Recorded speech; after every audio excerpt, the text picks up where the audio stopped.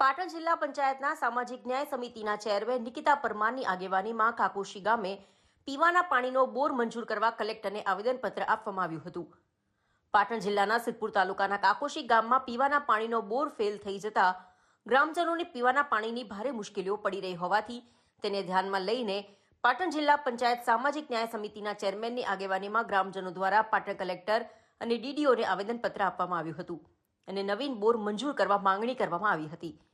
ગામના 2 બોર છેલ્લા 6 માસ અગાઉથી ફેલ થઈ ગયા છે. ધરોઈ જૂથ યોજનાનું પાણી 4 થી 5 દિવસ મળે છે.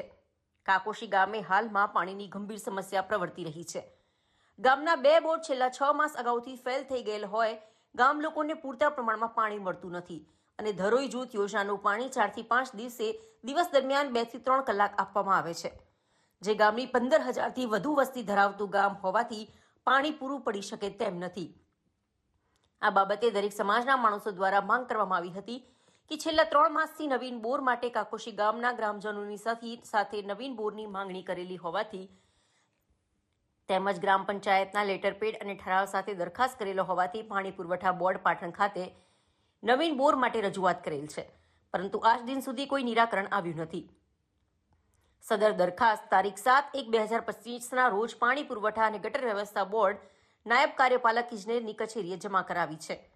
તેમજ ગામના હયાત 2 બોરની પમ્પિંગ મશીનરીની માંગણી પણ કરેલી છે. તેનો કોઈ પણ નિકાલ કર્યો નથી. આ અંગે જિલ્લા પંચાયત સામાજિક ન્યાય સમિતિના ચેરમેન નિકિતાબેન પરમાર દ્વારા વારંવાર પત્ર દ્વારા નવીન બોર મંજૂર કરવા બાબતે માંગણી કરી છે.